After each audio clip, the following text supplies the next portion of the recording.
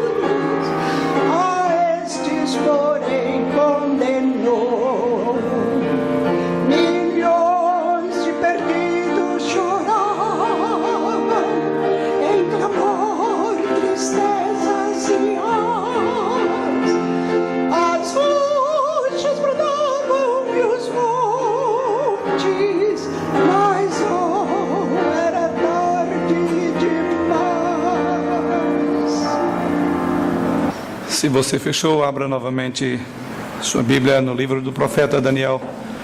Vamos considerar nessa noite. Nesta noite chegamos ao último capítulo de Daniel, a conclusão da mensagem deste grande livro. Eu espero que você tenha sido edificado e desafiado tanto quanto eu tenho sido edificado e desafiado com o livro do profeta Daniel. Espero também que daqui para frente você, quando pensar no livro de Daniel, você possa trazer à sua memória todas as mensagens gloriosas que essa profecia nos apresenta. Você seja fortalecido pela graça soberana do Senhor, até mesmo porque essa profecia nós fazemos parte dela, e de uma forma mais direta nos últimos capítulos dessa profecia. Deixe-me dar uma rápida visão do que aprendemos nesta profecia, ou a partir do capítulo 1 até chegarmos neste último capítulo. Observamos num primeiro momento que Daniel, os capítulos de 1 a 6, registra a soberania de Deus vista na vida do profeta Daniel, a sua história propriamente dito, e como Deus foi soberano em conduzir os acontecimentos que envolveram diretamente o profeta no contexto do Império Babilônico, Persa e Assírico. Por outro lado, aprendemos também que o livro do profeta Daniel, nos seus capítulos 7 até o capítulo 12, nos deu um vislumbre das realidades espirituais que estão por trás dos acontecimentos públicos ou dos ministérios de homens que governaram o mundo. Nos capítulos 10 e 11, de uma forma direta, encontramos a ênfase de que as causas e até mesmo os efeitos humanos não são e não foram as únicas forças que operaram no mundo, porque Deus operava por trás dessas forças. Então, quando olhamos para o capítulo 12, observamos que ele faz então uma descrição do fim do mundo. É exatamente o nosso tema desta noite, baseado no último capítulo. O capítulo 12, irmãos, se puderem observar, perceberão que há também uma sequência cronológica do capítulo 11.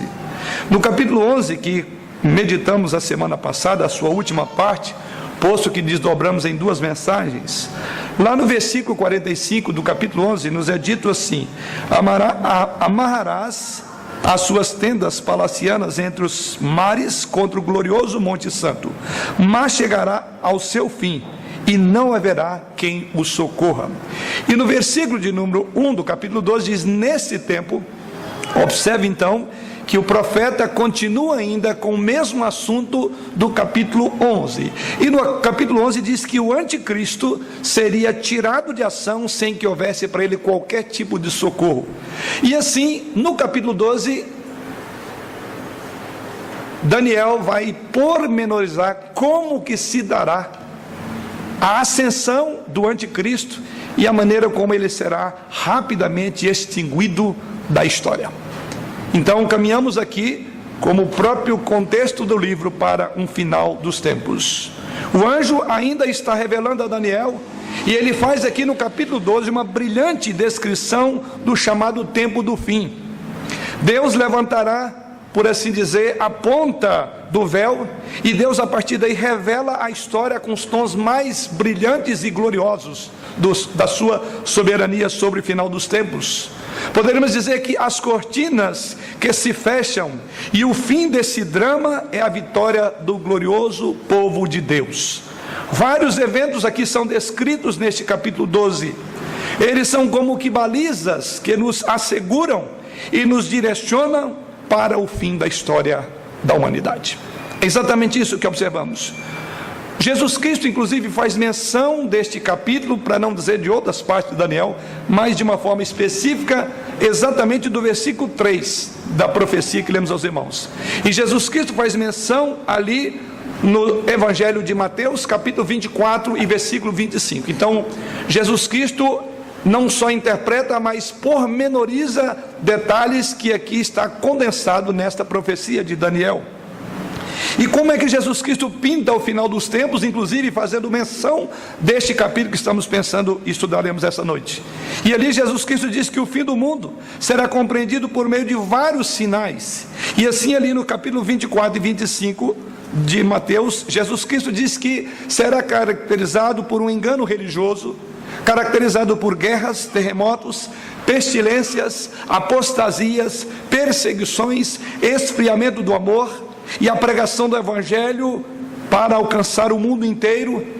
Então o que observamos aqui na profecia de Daniel, e interpretada por Jesus Cristo no Evangelho de Mateus 24 e 25, que caminhamos para um afunilamento da história, especialmente no século que vivemos. Existe, por assim dizer, uma grande intenso volume de assuntos que está nesta profecia. Pois bem, vejamos agora alguns pontos importantes quando Daniel descreve o final dos tempos. E aqui a primeira coisa que observamos está no verso de número 1. E a primeira descrição desses fatos, praticamente vamos alistar aqui 7 fatos que marcarão o final dos tempos, ou que Daniel coloca como marcas do final do tempo. O primeiro fato é que ele diz aí, que nesse tempo, verso 1, se levantará Miguel, o grande príncipe, o defensor dos filhos do teu povo, e haverá tempo de angústia, qual nunca houve, desde que houve nação até aquele tempo. A primeira afirmação de Daniel é que uma das características, ou um dos aspectos marcantes do final dos tempos, é que ele será descrito como um tempo de grande tribulação. Essa é uma palavra muito comum usada nas Escrituras. Grande tribulação. O que seria esse tempo de grande tribulação? Esse tempo de grande tribulação é identificado aqui pelo profeta como nesse tempo, ou seja, uma descrição do período da ascensão à queda do anticristo. Esse é chamado nas Escrituras de tempo da grande tribulação, onde haverá o aniquilamento do arqui-inimigo de Jesus Cristo e de sua igreja. Ele se levantará, como diz o apóstolo Paulo, como diz Jesus Cristo, e se levantará claramente contra a igreja, e se levantará na força de Satanás, este anticristo. Ele se oporá a Cristo, querendo inclusive ao mesmo tempo ser adorado no lugar de Cristo. Isso Paulo afirma lá em 2 Tessalonicenses, capítulo 2, versos 3 e 4. O anticristo vai blasfemar contra Deus, o anticristo vai magoar os santos do Altíssimo. Daniel diz isso na profecia lá no capítulo 7, verso 25. No capítulo 11, versículo 45 dessa profecia, diz que ele tem como propósito magoar os filhos de Deus, ou os santos do Altíssimo, como é usado na profecia. Ele será adorado em todo o mundo por aqueles que não têm o selo de Deus, conforme Apocalipse, capítulo 13, versículo 8, que não receberá a marca da besta. Então ele será adorado por muitos. E em Apocalipse capítulo 13, ainda verso 7, diz que esse anticristo perseguirá e matará a muitos cristãos. Enfim, esta é a primeira marca do final dos tempos, é o aparecimento do anticristo, trazendo assim uma grande tribulação sobre a igreja. Esse tempo é chamado de grande tribulação, porque será um tempo, diz o texto aí, de angústias. Observe bem no verso: e haverá tempos de angústia, qual nunca houve, desde que houve nação até aquele tempo. É diferente de todos os tempos. Ele será intensificado numa angústia como nunca a história registrou. Será um tempo em que não haverá precedente na história para tamanha audácia que o anticristo fará contra a igreja do Senhor. Esse tempo é descrito como um pouco de tempo de Satanás, a grande apostasia, o aparecimento do homem do pecado e a grande tribulação, conforme Paulo diz. E Daniel então vê, e não apenas a perseguição do anticristo, mas também o seu fim, a sua derrota final. E essa derrota final está no verso 45 do capítulo 11, diz que o seu fim virá e não haverá quem o socorra. Então haverá um sobrepujado anticristo e ao mesmo tempo o seu aniquilamento, ou melhor, a sua destruição. Em Mateus capítulo 24, Jesus Cristo refere-se a essas palavras que lemos agora. Abra comigo a sua Bíblia em Mateus capítulo 24 e veja lá a afirmação de Jesus Cristo, quando ele cita inclusive palavras desse texto, palavras do livro de Daniel. E a afirmação de Jesus Cristo quanto a esse tempo é esta: Mateus capítulo 24, versos 15 em diante. E assim Jesus Cristo afirma: quando pois virdes o abominável da desolação, é chamado também de tempo de desolação, de que falou o profeta Daniel no lugar santo, quem lê entenda. Então os que estiverem na Judéia fujam para os montes, quem estiver sobre o eirado não desça a tirar de casa alguma coisa, e quem estiver no campo não volte atrás para buscar a sua capa. Ai das que estiverem grávidas e das que amamentarem naqueles dias. Orai para que a vossa fuga não se dê no inverno nem no sábado, porque nesse tempo, olha o que Jesus Cristo diz, haverá grande tribulação, como desde o princípio do mundo até agora não tem havido e nem haverá jamais. Não tivessem aqueles dias sido abreviados, ninguém seria salvo, mas por causa dos escolhidos, tais dias serão abreviados. Veja que o próprio Jesus Cristo, no verso 15, diz a afirmação de Daniel. E Jesus Cristo diz que é um tempo de angústia, que inclusive se Deus não tivesse abreviado, ninguém seria salvo. É uma afirmação muito forte de Jesus Cristo, por causa dos seus eleitos, por causa da sua igreja. Por isso que o texto, voltando a Daniel capítulo 11, diz que não haverá quem o socorra. Ou seja, é quando o anticristo estiver no seu apogeu, quando parecer que todas as forças do mal venceram as forças do bem, diz que repentinamente ele será tirado sem que ninguém possa socorrê-lo. E isso então, essa palavra, sem que o socorra, ou repentinamente, é afirmado por Jesus Cristo como dias abreviados. Pois bem, essa é uma primeira marca dos dias que nos esperam. Os dias mais tenebrosos da história estão pela frente. Por isso nós devemos nos acautelar. Antes do fim glorioso, angústia, perplexidade virão sobre a igreja. Grave bem isto.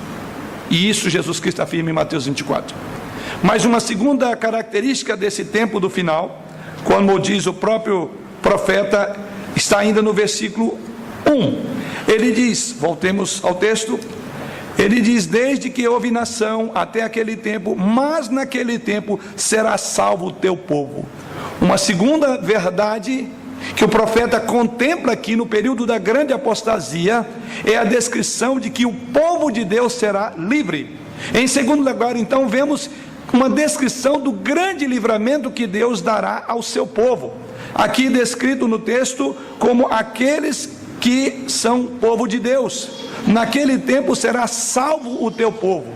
Então, se o final dos tempos nos assegura dias como nunca vimos antes, também nos assegura que o povo de Deus será salvo exatamente dentro desse período da grande tribulação.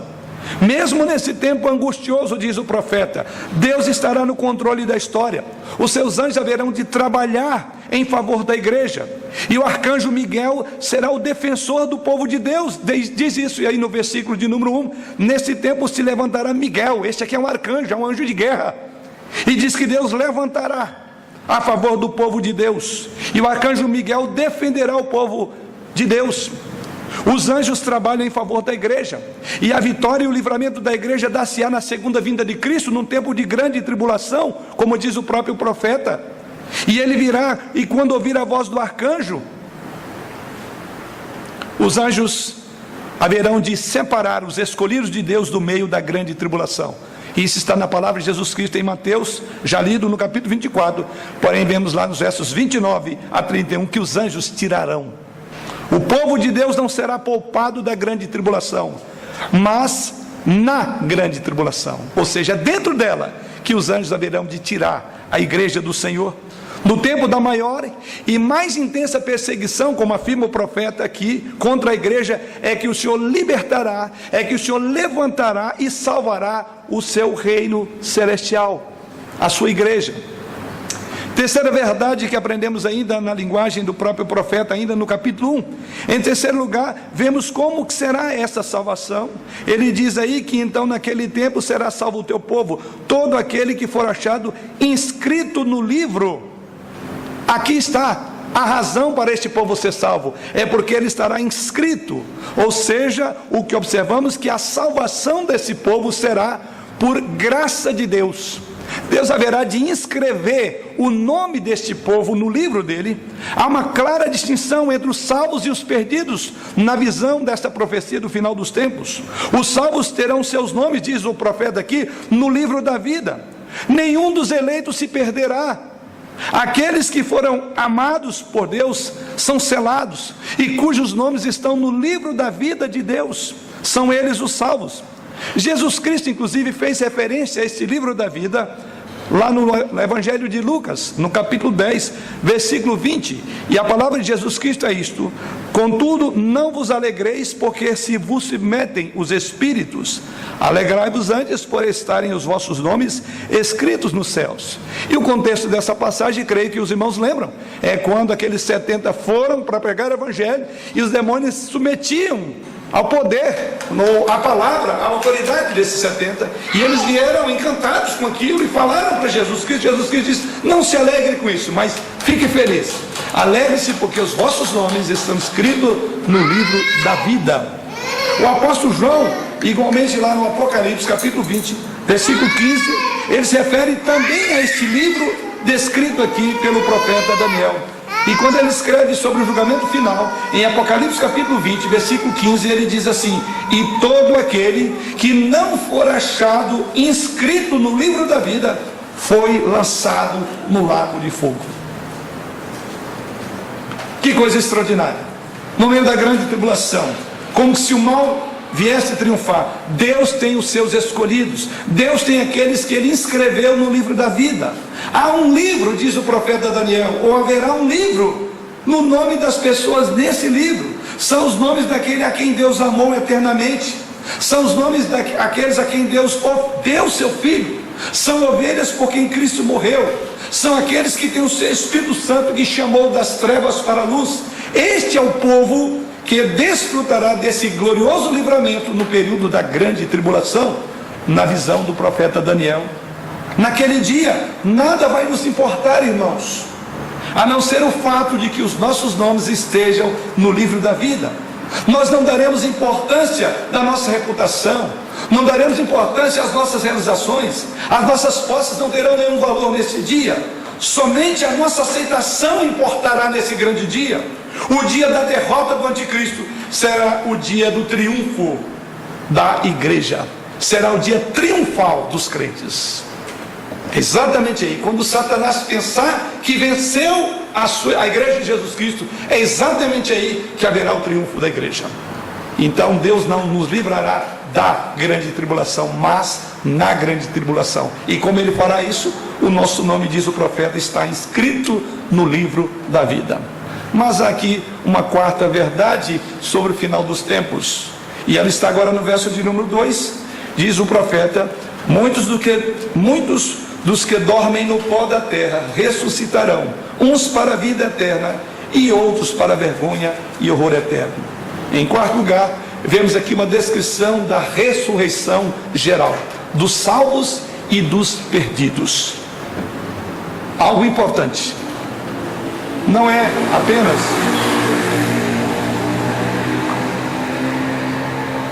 no Novo Testamento que trata-se da ressurreição de mortos.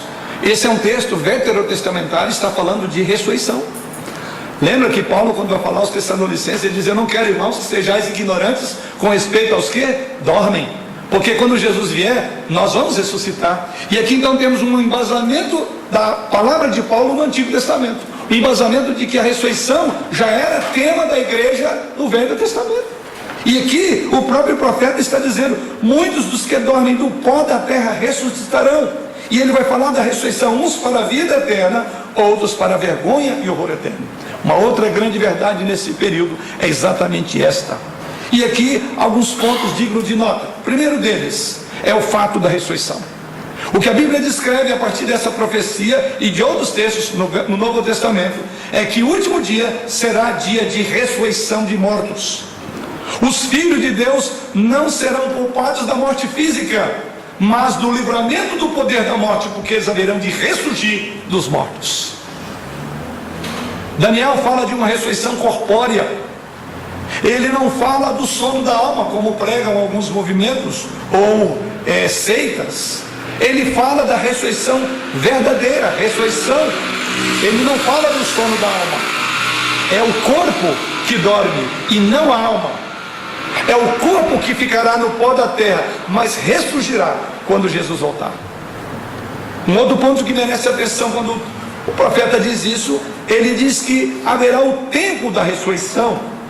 A ressurreição se dará no tempo do fim, da segunda vinda. E é isso que ele diz: muitos dos que dormem no pó da terra ressuscitarão. Quando se dará isso? No tempo do fim. A ressurreição dos mortos será parte daquele aspecto glorioso da volta de Jesus Cristo. Os mortos serão ressuscitados, tanto quem morreu ou dormiu no Senhor, como aqueles que negaram o Senhor, todos. E diz o profeta que uns para vergonha e outros para alegria e gozo eterno. Aliás, essa é a afirmação que em Apocalipse capítulo 20 João fala. Ele diz lá que haverá de ressurgir dos mortos até aqueles que traspassaram a Jesus Cristo. Isso está lá em Apocalipse capítulo 20, versículo 12 e 13. Até os que traspassaram a Jesus Cristo, aqueles que estavam lá no dia que crucificaram Jesus Cristo, diz que todos eles haverão de ressurgir dos mortos para a vergonha eterna. Outro ponto que merece atenção ainda nesse versículo, irmãos, é que todos estarão sujeitos à ressurreição. Aliás, essa expressão, muitos dos que dormem, podem até nos confundir. Talvez você fale, se são muitos, não são todos. E não é exatamente isso o entendimento. A expressão muitos deve ser entendida aqui por todos. É uma maneira de um hebraísmo, ou seja, uma peculiaridade do idioma hebreu. E que na tradução você fica meio perdido. Então não serão todos? Veja bem, inclusive o próprio contexto vai te ajudar a ver esse princípio que está aqui da língua hebraica, e chama atenção para a grandeza dos números envolvidos. Quando o termo em hebraico traduzido por muitos fala da grandeza do número dos envolvidos, é uma multidão incontável. Isso está na palavra muitos, que não quer dizer muito na sua perspectiva de que então não será todos. Ao contrário, é a ideia de grandeza. Todos haverão de ressurgir. E o contexto depois nos ajuda dizendo que alguns para a vida eterna, outros para vergonha e horror eternos. Ou seja, as duas classes, dos salvos e dos perdidos. Todos haverão de ressurgir dos mortos. Embora todos ressuscitem, nem todos terão o mesmo destino. E é isso que Daniel afirma. E qual será o resultado? É o quarto aspecto que você observar ainda nessa expressão. O resultado da ressurreição. Daniel proclama aí duas realidades após a morte. Para alguns ele diz que a bem-aventurança eterna, e para outros as penalidades eternas. É outro ensino agora do Velho Testamento sobre o castigo eterno dos ímpios. E isso está aqui. Ele ressuscita, mas para agora com um corpo transformado para viver eternamente nas penas eternas. E é isso que Daniel declara, que após a morte não há possibilidade de mudança do destino dos homens. O destino eterno deles está assegurado para vergonha e horror eterno, para alegria e gozo eterno. Não há meio termo. Mas a quinta verdade, agora que aprendemos, agora está no verso 3. O aspecto que envolverá o final dos tempos. E assim o profeta nos diz: os que forem sábios, pois, resplandecerão como o fulgor no firmamento, e os que a muitos conduzem à justiça, como as estrelas, sempre e eternamente. Em quinto lugar, vemos uma descrição da recompensa dos salvos. Daniel fala aqui de dois grupos. Ele chama o primeiro grupo de sábios, e o que a muitos conduziram à justiça. Esses sábios, eu quero ajudá-lo a lembrar do nosso texto anterior. Esses sábios aqui, inclusive, eles são descritos no contexto do capítulo 11, no verso 33, que diz lá: os sábios entre o povo ensinarão a muitos, todavia cairão pela espada e pelo fogo, pelo cativeiro e pelo roubo, por algum tempo. Diz que eles haveriam de cair por algum tempo, porque na ressurreição esses sábios ressuscitarão. Em outras palavras, esses sábios aqui do capítulo 12, no versículo 3, são como aqueles descritos no capítulo 11, versículo 33, nos dias que foram de severa opressão de Antíoco Epifânio, conforme nós estudamos no capítulo 11. E nós sabemos que no período de Antíoco Epifânio, diz o texto lá no versículo 33, que muitos sábios começaram a instruir o povo para dizer: não creia nisto. Esse homem é um protótipo de Satanás, não aceite esse aspecto que ele ensina. Não é verdade isso. Então, quando Daniel traz para o capítulo 12, ele diz que no final dos tempos, Deus preservará pessoas como estes, sábios, que não vão cair no engodo de Satanás. São os eleitos de Deus, que não poderão ser enganados. Então há uma segurança aqui, de que haverá uma recompensa para aqueles que forem sábios. Durante os indescritíveis momentos de apostasia, haverá outras pessoas sábias, como houve no período de Antíoco Epifânio. Haverá pessoas que não vão abraçar as crendices da época, como não abraçaram todas as ideias de Antíoco Epifânio. E é isso que Daniel está dizendo. Apesar do que lhes possa sobrevir, diz aí que eles continuarão a crer e levarão a obra do Senhor avante. Ou seja, sempre haverá um remanescente fiel do Senhor. No período da grande apostasia, do homem da iniquidade, no momento de desolação, Deus terá os seus filhos com sabedoria, andando no meio de um mundo que perdeu toda a noção da sabedoria de Deus. E eu oro a Deus para que você esteja naquele dia lá, como este sábio, que se diferenciará de todos. Ambos os grupos falam então que não resistirão à perseguição. O sistema do mundo, o anticristo, nos vários aspectos da história, tem revelado como que muitas pessoas caem ao engodo, ao engano e ao pecado. Mas diz que em meio a essa grande tribulação, haverão aqueles que pregarão a palavra com sabedoria, anunciarão a Cristo, mesmo no mundo descrente. E ele diz aí que esses sábios são aqueles que vão sofrer, não as dores do inferno, mas vão sofrer, porque eles não desistirão de viver em sabedoria. Ore a Deus para que você seja encontrado ou encontrada dentre esses sábios, como descrito aqui nessa profecia. Em sexto lugar, no verso 4, ele diz: tu, porém, Daniel, encerra as palavras e sela o livro até o tempo do fim. Muitos o esquadrinharão e o saber se multiplicará. Em sexto lugar, há uma descrição da credibilidade da profecia dele, da palavra profética. E é por isso então que Deus diz ao profeta, recebe o mandamento de encerrar e selar o livro.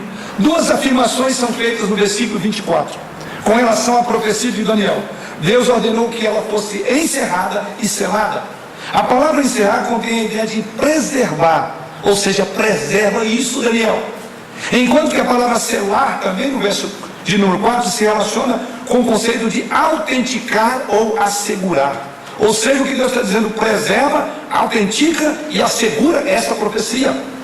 O costume persa era que, uma vez copiado um livro e trazido ao público, selava-se então uma cópia desse livro e colocava-se na biblioteca este livro sagrado, ou aquilo que era o costume dos persas. Assim, as futuras gerações poderiam ir na biblioteca e ler aquele livro. Dessa forma, na antiguidade, quando se recebia um selo, quando se recebia essa autenticação, se selava, era o mesmo que selar é dar integridade, utilidade e proveito para um povo que viria depois. E depois uma cópia era disponibilizada lá na biblioteca. Então o que Deus está dizendo ao profeta Daniel, resumindo, o último ato profético de Daniel foi assegurar de que as profecias que haviam sido dadas a ele, reveladas, tornassem conhecidas não apenas da sua geração, mas das gerações vindouras. Deus estava preservando e ordenando a Daniel que essa profecia chegasse essa noite a você. Isso está assegurado no livro.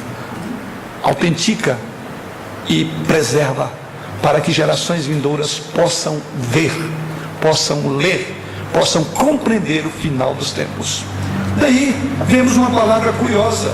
Ele diz: tu, porém, Daniel, encerra as palavras e sela o livro até o tempo do fim.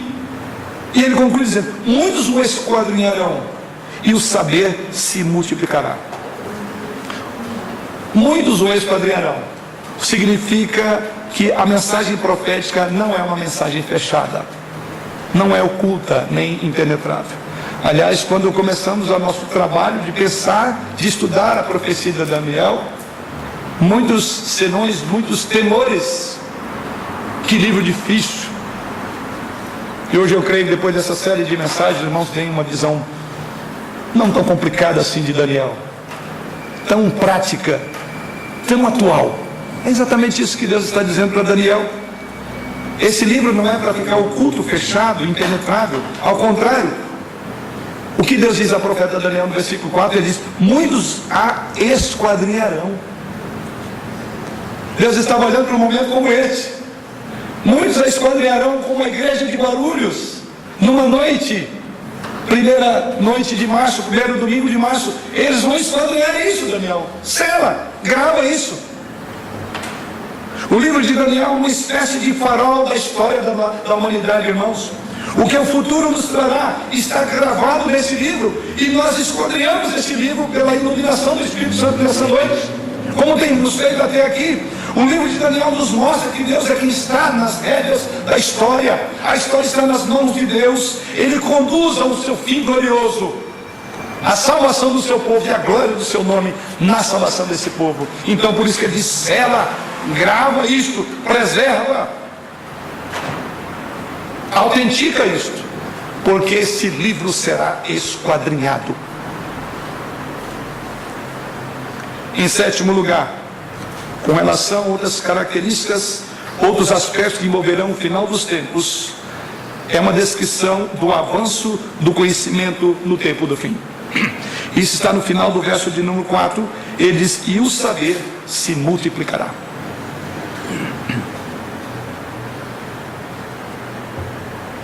E o saber se multiplicará. Não temos nenhuma dúvida de que a profecia de Daniel está no seu pleno cumprimento. Vivemos esse tempo da multiplicação do saber. As profecias estão se cumprindo. O fim está mais próximo do que quando no início cremos. O saber hoje se multiplica de forma espantosa. Vivemos hoje o tempo chamado tempo do milagre científico. A ficção a cada dia tem se tornado história, realidade. Vivemos no momento e no mundo chamado cibernético. A Terra tem se tornado apenas uma aldeia, como alguns dizem, aldeia global. Somos cidadãos planetários. Irmãos, o futuro chegou. Vivemos nele. E diz que o saber haveria de chegar nesse momento da história que estamos vivendo. Nunca antes houve tanto conhecimento acessível a tantas pessoas em todos os rincões do nosso país e do universo inteiro. Mas é vergonhoso, é lamentável, porém jamais houve tanta ignorância quanto ao futuro. Os homens têm se mostrado incapazes de adivinhar os eventos futuros. Esses podem ser conhecidos somente através da revelação divina. Você entende porque ele falou: o saber se multiplicará, muitos esquadrinharão. Ou seja, na busca pelo conhecimento do futuro, ele diz: sela, assegura esse livro, porque ele será aberto na biblioteca e todos vão ver. O que ele está dizendo que no meio de todo esse saber, é aquilo que Paulo diz lá na sua carta aos Coríntios. A palavra da cruz era loucura para alguns, era escândalo para outros, eles não conseguiam entender.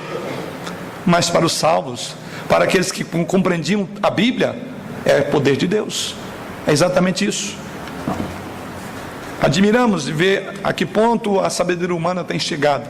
Quantas conquistas na área da ciência, da tecnologia, da medicina, mas ao mesmo tempo estamos num processo contrário quando se trata de final dos tempos. A ignorância. O livro de Daniel diria que será exposto diante de nós para dizer: eu não sabia, porque Deus mandou o profeta selar. E hoje eu e você temos o privilégio de abrir esta profecia, assegurada e autenticada por Deus, selada por Ele, como verdadeira. Daqui para frente, então, uma outra ideia aparece no texto. Até aqui, então, é Deus dizendo a Daniel como seria esse período. A partir de agora, ele começa a inquirir. E assim no versículo de número 5, entramos numa outra seção desta parte do texto. Os versos de 5 a 7, vemos agora aqui perguntas que são feitas sobre o fim do tempo. E a pergunta aqui é: quando se dará o tempo do fim? É a pergunta que Daniel faz. Então eu, Daniel, verso 5, olhei, e eis que estavam em pé outros dois, um de um lado do rio, o outro do outro lado. Um deles disse ao homem vestido de linho, que estava sobre as águas do rio: quando se cumprirão estas maravilhas? Ouvi o homem vestido de linho, que estava sobre as águas do rio, quando levantou a mão direita e a esquerda ao céu e jurou, por aquele que vive eternamente, que isso seria depois de um tempo, 2 tempos e metade de um tempo, e quando se acabar a destruição do poder do povo santo, essas coisas todas se cumprirão. A pergunta do profeta é: olhei e eis que estavam de pé. E a pergunta é: quando será isto? Quando se dará todo este acontecimento que Deus, através do anjo, já revelou a Daniel? A pergunta é feita por um anjo ao Senhor. E são 2 seres aqui, um de um lado do rio e outro do outro lado. E eles perguntam. E a pergunta se refere a tempo. A pergunta é: quanto tempo haverá até o fim destas maravilhas? Final, verso 6. E a resposta é dada de uma forma muito solene no verso de número 7. E lá no verso 7 é dito o seguinte: a palavra, que ela é feita um juramento. Na Bíblia, quando uma mão é levantada para jurar, é algo muito solene. Mas quando 2 mãos são levantadas, é algo solene ao extremo. Então agora é um momento de grande solenidade. E diz aqui que este ser, ele levanta as 2 mãos e jura pelo céu. Ele faz um juramento solene. E aí ele diz, como é que seria? Aí vem a matemática de Daniel de novo. Ele vai falar aí, a expressão é 1 tempo, 2 tempos e metade de um tempo. Essa expressão não deve ser entendida, como alguns creem, como 3 anos e meio. E eu não vou entrar aqui mais uma vez na matemática, mas alguns advogam que seria 3 anos e meio.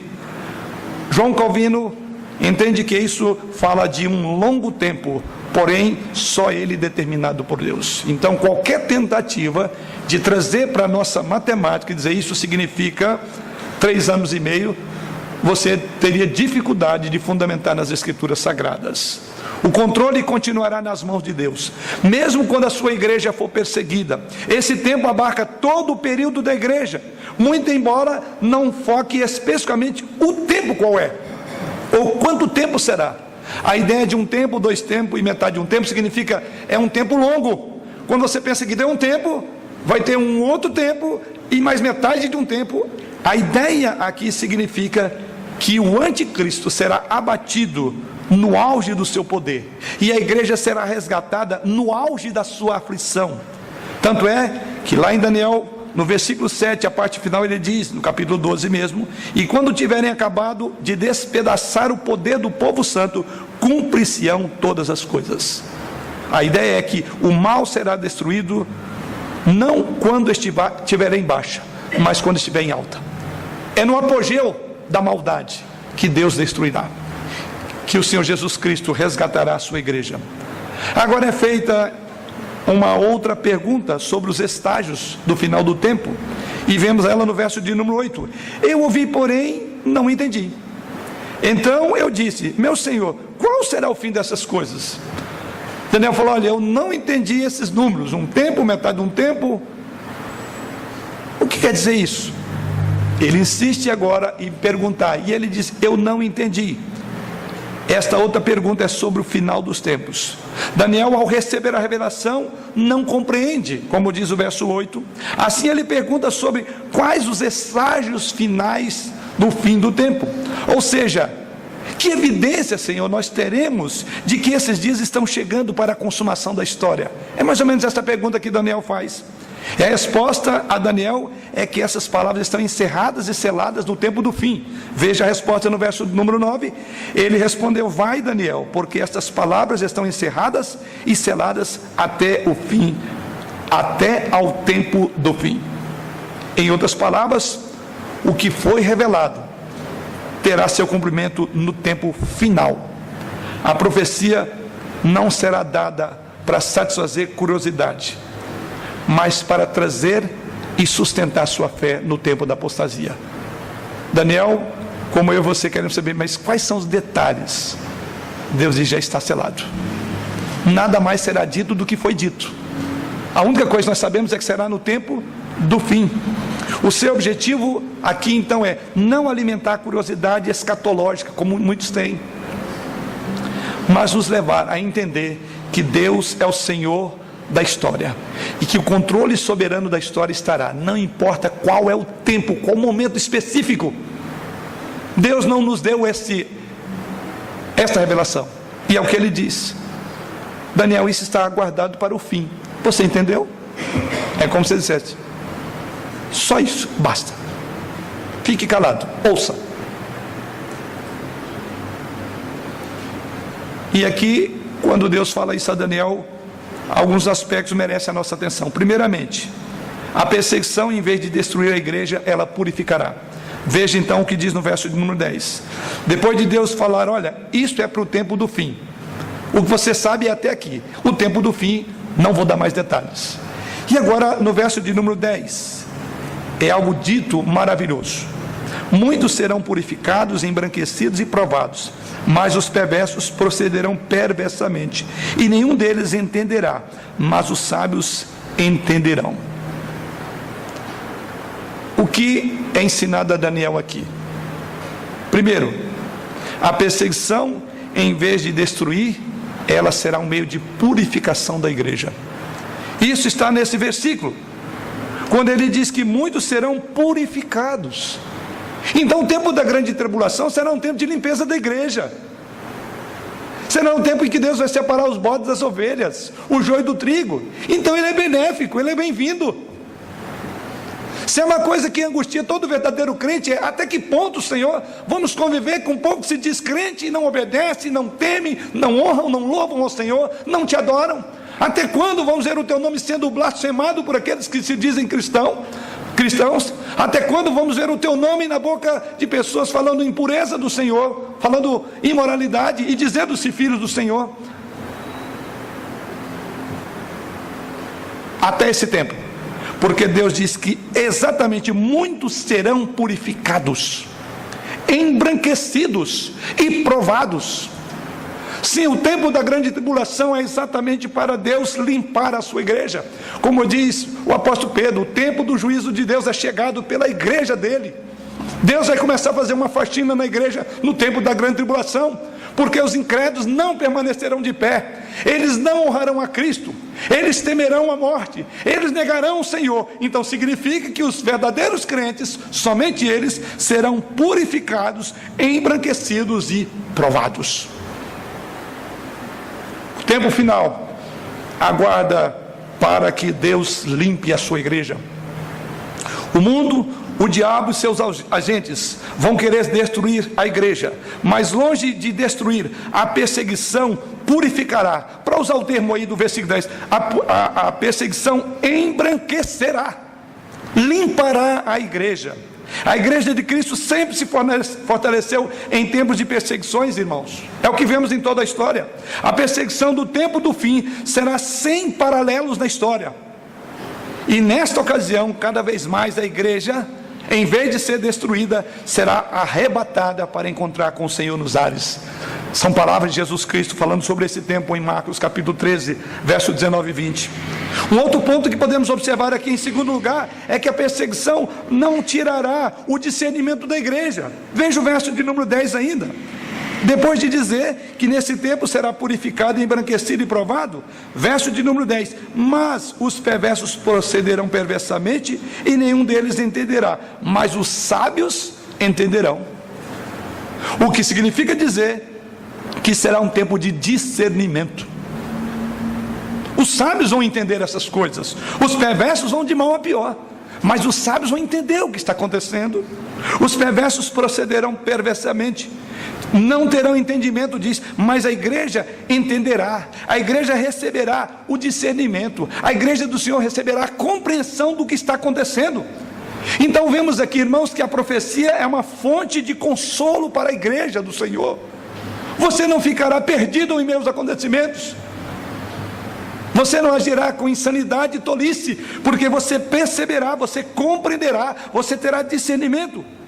E o seu discernimento vai levar você a entender que o Senhor está no seu trono e o Senhor conduz a sua igreja, e não é tempo de você debandar, de assustar, de ter medo, de negar o Senhor, porque você terá discernimento espiritual para não seguir o rumo da besta.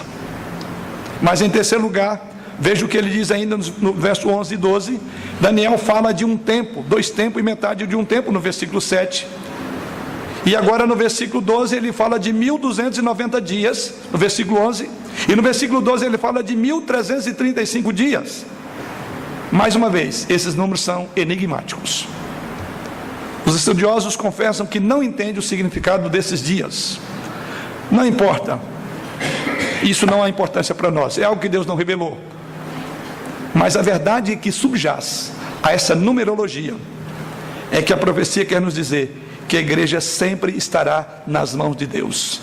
Seja um tempo, 2 tempos, metade de um tempo, seja 1290 dias, seja um pouco mais, que é mais 45 dias, 1335 dias, a ideia do texto é: não nos importa, porque a igreja estará nas mãos de Deus, e a igreja deve ter paciência para aguardar o tempo de Deus.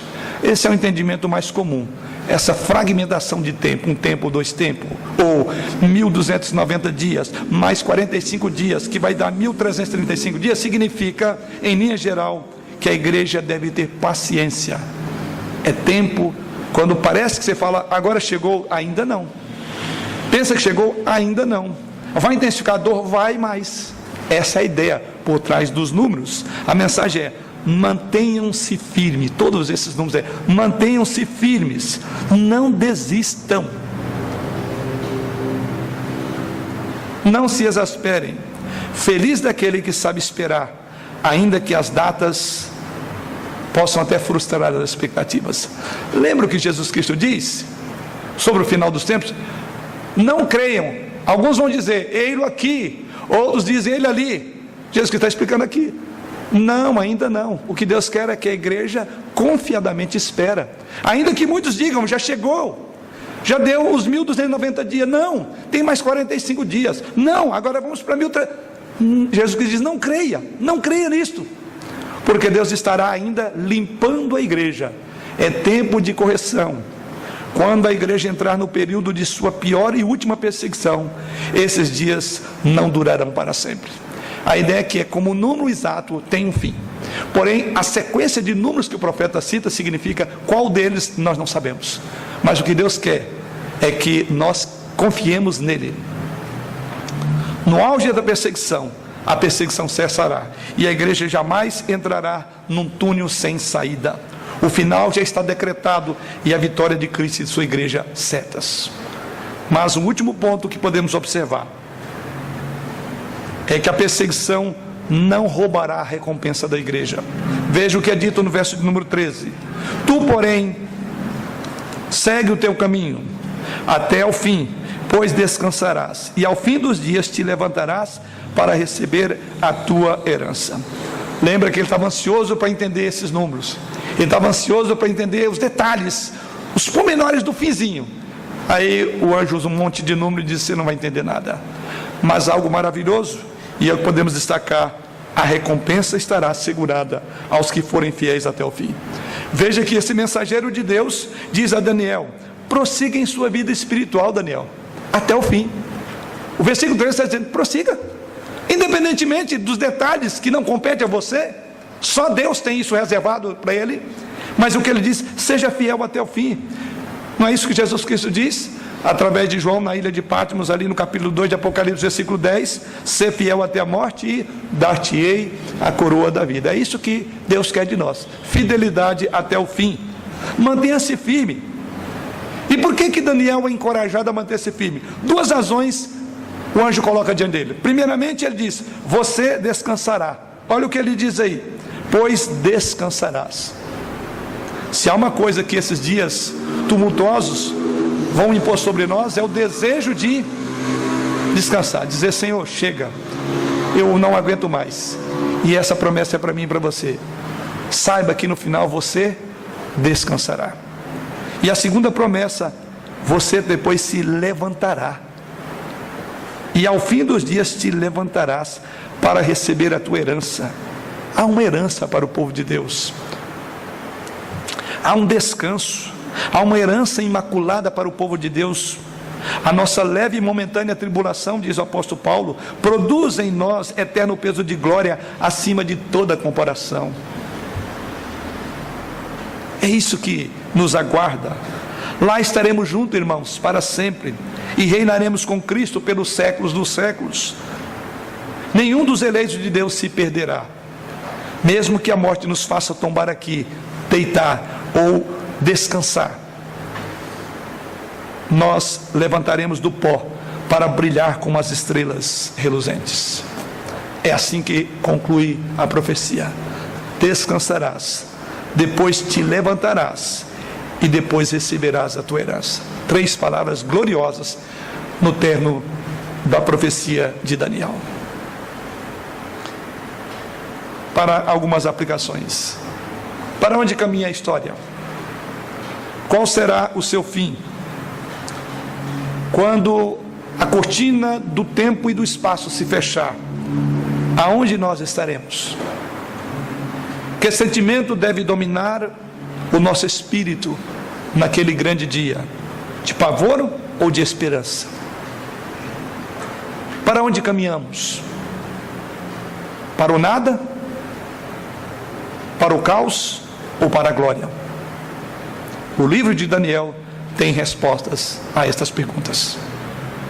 A história não é como um trem descarrilado, prestes a cair no abismo.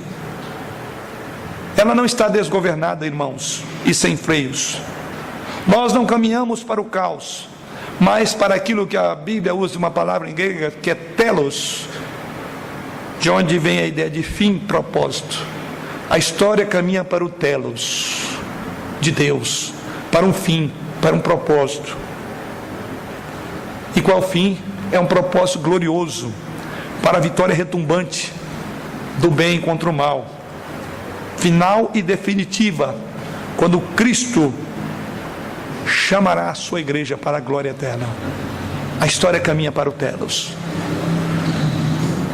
Por outro lado, em segundo lugar, o destino do mundo não está nas mãos dos reinos deste mundo, conforme vimos em toda a profecia de Daniel, nem nas mãos dos reis, nem naqueles que lideram as nações mais poderosas da terra, porque o livro de Daniel nos ensina que Deus está no trono.